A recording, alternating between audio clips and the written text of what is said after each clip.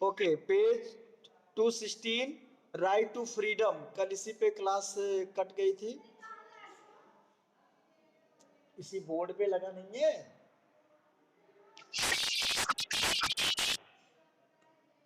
10 फरवरी से डेट आई है, देखिए उसी समय से खुलने की बात है।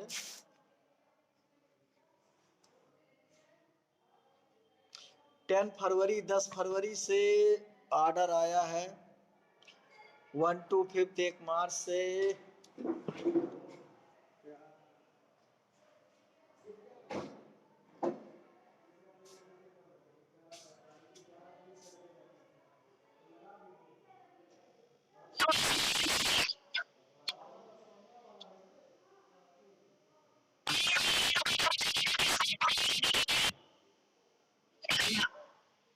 Yes, okay. तो राइट टू फ्रीडम आर्टिकल, इसमें आपको 19 to 22, 19 से 22 आर्टिकल्स में जो है हमें राइट टू फ्रीडम के बारे में बताया गया है कि अब राइट टू फ्रीडम में क्या क्या चीजें हैं। Speech and expression right, freedom to assemble peacefully without arm, freedom to form association and union, freedom to move freely throughout the territory of India, freedom to reside and settle in any parts of the country। तो ये कल point हो गया था। आज हम लोगों को इसमें आगे पढ़ना है। समटाइम्स, ध्यान दीजिए, sometimes the government can impose certain, hello, certain restriction. फिलहाल हो गया था। हाँ बोलो, क्या है बेटा? हम लोग का स्कूल खुलेगा सर, नोटिस आई थी उसके। हाँ, सर सरकार शासन आदेश हुआ था, हम लोग का स्कूल खुलेगा सर। या खुलेगा, बिल्कुल खुलेगा। 10 फरवरी आज असेंबली में भी सर बात कर रहे थे इसके बारे में। अब देखिए गाइडलाइन जाएगी स्कूल की तरफ से, जो भी अगर होगा ऐसा तो मैसेज दिया जाएगा कि सेल्फ है कि अभी ट्रांसपोर्ट से है, कैसे क्या है। ट्रांसपोर्ट चूंकि भी चल नहीं रही है, सब लोग उसके लिए अलाउ भी सही से करा ही नहीं पाए कि हम पैसा दें क्या करें। लेकिन यह है कि ओपन तो होगा, अगर सबका है तो होगा, और जैसे व्यवस्था बताया जाएगा उसके लिए आप लोग रेडी रहिए। ओके, पॉइंट हो गया था। आगे देखिए, the right to freedom also include some important limitation upon the government which are as follows. मतलब ये राइट तो हमको मिले, लेकिन इसकी कुछ सीमाएं भी हैं जो गवर्नमेंट की तरफ से। और ऐसा नहीं है कि ये राइट कभी हमेशा बने रहते, कभी कभी इसका रिस्ट्रिक्शन भी होता है। इमरजेंसी केस में, प्रोक्लेमेशन ऑफ इमरजेंसी, आपात की स्थिति में ये हमारे राइट जो है ले लिए जाते हैं। No person can be deprived of his or her personal liberty or her his or her life except according to the procedure established by law. Means कोई भी व्यक्ति जो है अपने या व्यक्तिगत जो उसको आज़ादी मिली हुई है उसको डिप्राइव नहीं कर सकता। अर्थात तो उसके अनुसार ही नहीं, हम तो आज़ाद हैं, हमको ये छूट मिला हुआ है, हम मनमानी करेंगे नहीं। अकॉर्डिंग टू लॉ सब कुछ होना चाहिए। A person who is arrest will have to be told the reason for such arrest. अगर किसी को अरेस्ट किया जा रहा है, गिरफ्तार किया जा रहा है, तो उसको उसका कारण पता होना चाहिए, उसको कारण बताया जाना चाहिए कि क्यों ऐसा हो रहा है। The arrested citizen must be brought before the nearest magistrate. अगर किसी को अरेस्ट किया गया पुलिस के द्वारा तो उसको 24 घंटे के अंदर मजिस्ट्रेट के सामने प्रस्तुत करने का प्रावधान है। ये नहीं कि आप 2 दिन तक 3 दिन तक उसको थाने में रखे रहें, टॉर्चर करें, ऐसा नहीं है। लेकिन फिलहाल ऐसा होता है कभी कभी। If arrested, the person has the right to defend himself or herself by consulting and engaging a lawyer। जो अरेस्ट व्यक्ति है वो अपना डिफेंड जो है, आप देखते होंगे वादी प्रतिवादी होते हैं, एक तरफ सरकार पक्ष होता है, दूसरा जो है जो वादी होता है वो खुद या अपना डिफेंड कर सकता है या वकील अपना कर सकता है। तो ये कुछ चीजें दी गई हैं। अगला है right against exploitation. The Indian Constitution recognize the dignity of the individual and protect himself or her against any form of exploitation. In Article 23 and 24, संविधान में जो आर्टिकल 23 और 24 है उसमें right to exploitation clearly prohibits, मतलब शोषण, exploitation जो है हमारा शोषण जो है ये उसके अगेंस्ट हमको अधिकार मिला हुआ है, पूरी तरह से प्रोहिबिट है, मतलब बैन है शोषण करना किसी का। अगला है ट्रैफिकिंग इन ह्यूमन बीइंग। तो ट्रैफिकिंग मीन्स क्या है? Selling and buying human beings for immoral purpose. जो पहले आप देखते थे, सुने होंगे हिस्ट्री में, स्लेव्स, दास्ता, खरीदना बेचना लोगों को दास बना करके, ये पूरी तरह से बैन है अब। Force labour do not without payment. पहले लोग फोर्स लेबर कराते थे विदाउट पेमेंट, बेगार जिसको कहा, बेत बेगारी आप पढ़े हो, तो इस तरह से बिना बेग उसको दिए बिना पेमेंट आप उससे मजदूरी नहीं करा सकते हैं। When such a service is rendered on a lifelong basis, it is termed as bonded labor। तो ये bonded labor का भी मिल गया कि जब कोई एक लंबे समय जीवन पर्यंत बिना बेग के बिना मजदूरी के जो है काम करवाता है कोई, तो बॉन्डेड लेबर के रूप में आता है। Employment of children below age of 14, 14 साल से कम के बच्चों को काम कराना, उसको उससे स्ट्रिक्टली प्रोहिबिटेड, पूरी तरह से बैन है। लेकिन फिर भी आप देखते होंगे कहीं कहीं मिल जाता है 14 ईयर से कम बच्चे काम, चाय प्लेट धोते हुए जो है और अदर पे, तो ये बैन है। लेकिन आज इतनी अनएम्प्लॉयमेंट है, बेरोजगारी है कि लोग अपनी जीविका के लिए जो है बच्चे खुद घर का काम चलाने के लिए करते हैं पढ़ाई छोड़कर, जबकि राइट टू एजुकेशन के तहत 14 साल के बच्चों को फ्री एजुकेशन की व्यवस्था की गई है। 14 and 18 year cannot be employed in any hazardous occupation। 18 साल से कम कोई ऐसे जो इंडस्ट्रीज, बहुत से ऐसे जहाँ केमिकल इंडस्ट्रीज, जहाँ हैजार्डस, जहाँ पे डिजास्टर्स मतलब खतरे वाली होती है, वहाँ पे उनको जॉब नहीं दिया जा सकता है। अगला हमारा right to freedom of religion, धर्म की आज़ादी, कोई भी हम धर्म अपना सकते हैं। The Constitution guarantees the right to freedom of religion under Article 25 to 28। क्या है इसमें, कौन से आर्टिकल के तहत? 25 to 28 में इसके हमें रिलीजन के प्रति जो है गारंटी दी गई है। According to which all religions are equal before the law, मतलब कानून की नज़र में इन आवर कॉन्स्टिट्यूशन सभी धर्म बराबर हैं, कोई भी ऊंचा नीचा नहीं है, किसी के साथ कोई डिस्क्रिमिनेशन नहीं है। Every person has the right profess, practice and propagate the religion he she believe in. कोई भी व्यक्ति कोई भी रिलीजन को जिसमें विश्वास करता है उसको प्रोफेस कर सकता है, बिलीव मतलब उसको अपना सकता है, उसे प्रोपोगेंडा प्रोपोगेट कर सकता है, उसका प्रचार प्रसार कर सकता है। Every religious community has the right to establish institution for religious। प्रत्येक जो भी धार्मिक समुदाय लोग हैं, जैसे इस्लाम है, हिंदुज्म है, बौद्धिज्म है, सिखिज्म है, जैनिज्म है, क्रिश्चियनिटी है, ये सब अपने अपने कम्युनिटी में अपना अपना इंस्टीट्यूशन कर सकते हैं, अपना धर्म मंदिर मस्जिद बनवा सकते हैं। And no citizens can be denied admission in any educational institution. किसी को भी, किसी धार्मिक व्यक्ति को, मतलब किसी भी धर्म विशेष के व्यक्ति को उसे किसी भी इंस्टीट्यूशन में दाखिला लेने से रोका नहीं जा सकता है।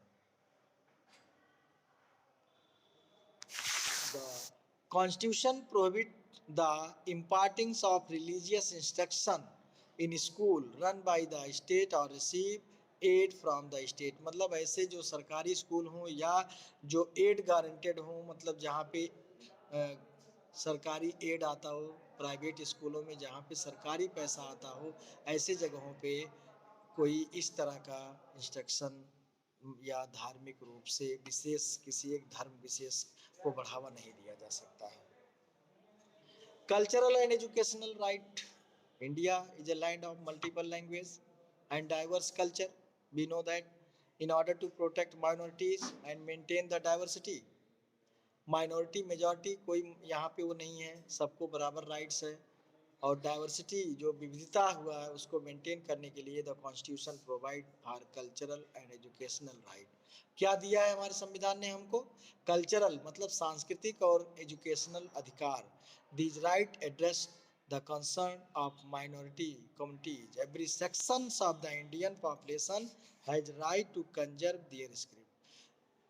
भारतीय समाज में प्रत्येक वर्ग के लोगों को अधिकार है कि वो अपने अपने जो है स्क्रिप्ट, लैंग्वेज और कल्चर को कंजर्व कर सकता है, प्रिजर्व कर सकता है। Admission to any educational institution, किसी भी शैक्षणिक संस्थान में कोई भी दाखिला ले सकता है, वहाँ पे धर्म के आधार पर या भाषा के आधार पर कोई बैन नहीं है। कास्ट के आधार पे, रिलीजन के आधार पे, every section of society has the right to establish the administer educational institution of its choice। अगला है हमारा राइट टू कॉन्स्टिट्यूशनल रेमडीज। संविधान में सुधार करने का, संशोधन करने का जो अधिकार है। रेमेडी मतलब उपचार होता है, उपचारात्मक। तो मतलब कॉन्स्टिट्यूशनल रेमेडीज मतलब समय समय पर संविधान में भी संशोधन किए जाते हैं जरूरत के अनुसार। जो चीजें बनाई गई हैं अगर आज उनका उपयोग नहीं है, नया उसमें कुछ करने का है तो होता है। तो order to ensure that citizens right मतलब हमारे अधिकारों को इंश्योर करने के लिए उसको are respected by the state, the constitution has provided for the right of constitutional remedies. Article 32, ये सारे आर्टिकल आप जानिएगा, इसको लिख लीजिएगा एक।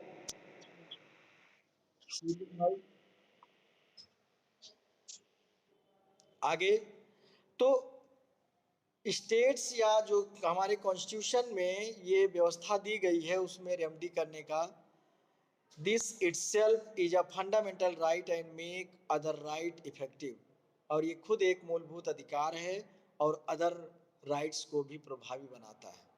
By the virtue of this right citizens are empowered to approach the Supreme Court, any of the high courts of any other court. मतलब नागरिकों को यह अधिकार है कि अगर उस कोई अगेंस्ट उसके राइट का हनन हो रहा है तो वो सरकार के against high court, supreme court, lower court में अपनी अपील कर सकता है। If R see things any of fundamental right मतलब कि अगर हमारे मूलभूत अधिकारों का हनन हो रहा, वायोलेटेड मतलब हो रहा है, supreme court and the high court have the power to issue directives, order और writ for the enforcement of the fundamental rights. तो डायरेक्टिव मतलब ऑफिशियल इंस्ट्रक्शन है, ये जो दिशा निर्देश दिया जाता है गवर्नमेंट को या सरकार ऑफिसर को। और रिट है written command issued by court और other legal authority to act, याचिका जिसको कहते हैं, रिट दायर करना। And abstain from performing some illegal act, अगर कोई इलीगल एक्ट है, कोई गैर कानूनी है, उसके अगेंस्ट में हम। अगला हमारा fundamental rights as a human rights, मानवाधिकार एक मूलभूत अधिकार है। The fundamental rights draw from the universal declaration of human rights adopted by the United Nation. United Nation के द्वारा अडॉप्ट किया गया है कि यूनिवर्सल डिक्लेरेशन ऑफ मतलब सर्वत्रिक मानवाधिकार एक खुद एक अपना एक अधिकार है। These rights can be enjoyed by every citizens of India. प्रत्येक भारत के जो भी नागरिक हैं, विश्व के जो भी नागरिक हैं, वो इन राइटों का एंजॉय करते हैं। तो इंडिया के भी नागरिक। The belief under pinning human rights is that every human being must have some basic right to lead a dignified life and live up to his or her potential to the best possible extent। क्या कहता है? Being must have some basic right, कुल मतलब हमारे जो है कुछ मूलभूत अधिकार जो दिए गए हैं। To lead a dignified life, इससे क्या होता है कि हमें एक डिग्निफाइड मतलब एक अस्तित्वपूर्ण जीवन जीने के लिए और अपने लाइफ कंडीशन में इम्प्रूव करने के लिए, उसको बढ़ाने के लिए व्यवस्था बनाई गई है। आ जाइए, क्या है universal declaration of human right, box में आप UDHR क्या है, is a declaration adopted by the United nation general assembly. कब ह्यूमन राइट डे हम लोग सेलिब्रेट करते हैं? 10 दिसंबर को। तो 1948, 10 दिसंबर 1948 को यूएन जनरल असेंबली में इसकी डिक्लेरेशन किया गया। इसीलिए हमेशा हर वर्ष 10 दिसंबर को ह्यूमन राइट डे मनाया जाता है। एट पालिस दी चैलियट पेरिस में, कहाँ पे? पेरिस। इसका ऑफिस भी वही है ह्यूमन राइट का। द डिक्लेरेशन ये road directly from the experience of the second world war. किसको? द्वितीय विश्व युद्ध के अनुभवों को देखते हुए इस चीज को किया गया। And represent the first global expression of right to which all human beings are inherently entitled to.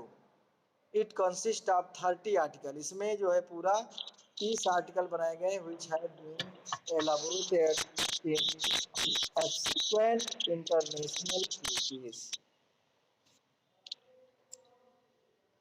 Regional human rights instrument, national constitution and laws. The International Bill of Human Rights consists of the Universal Declaration of Human Rights, the International Covenant of Economic, Social and Cultural, आर्थिक, सामाजिक और सांस्कृतिक right, and the International Covenant on Civil and Political, मतलब नागरिक और राजनीतिक अधिकार, and its two optional protocols. In 1966, the General Assembly adopted the two detailed convent which complete the International Bill of Human Rights. And in 1976 में 1976, after the convent had been ratified by a sufficient number of individual nations,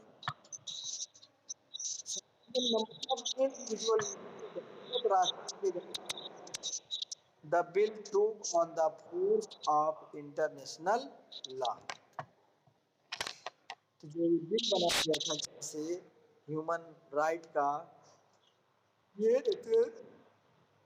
international law के रूप में हुआ। अब rights हम लोगों ने पढ़ लिया।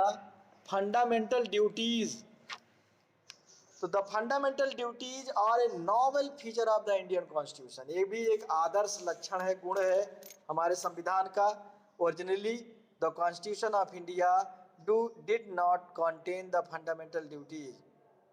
However, it was felt that relation between the people and the state is reciprocal.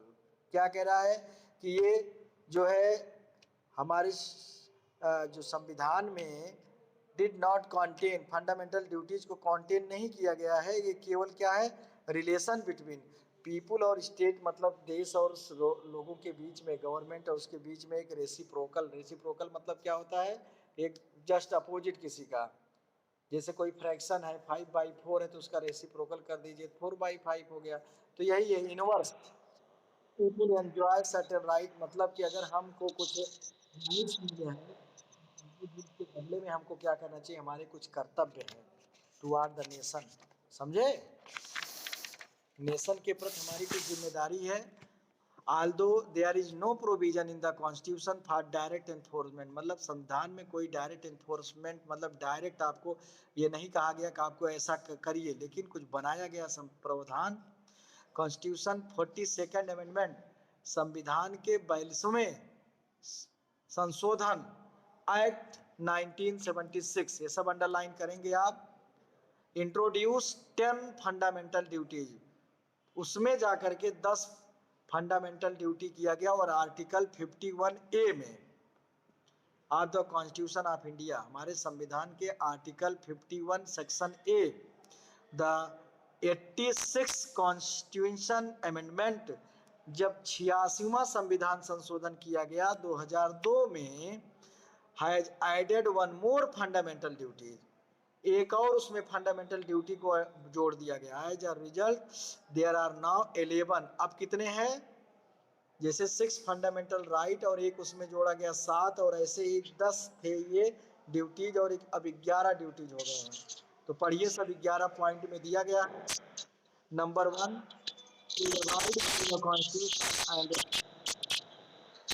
Answer सब है बेटा, हर पॉइंट हमने बोला ना कि आप क्वेश्चन निकालिए, निकाल नहीं रहे हो, भेज नहीं रहे हो मेरे पास, आप छोटे छोटे क्वेश्चन हर पेज से बना के दीजिए और तैयारी करिए। और अब एनुअल की तैयारी अच्छे से करिए, कल डाला भी था हमने, तीनों पार्ट से वेल प्रिपेयर करिए, कीवर्ड सहित, long short, fill in the blank, और अगर कोई चैप्टर कट करना होगा तो हम बता।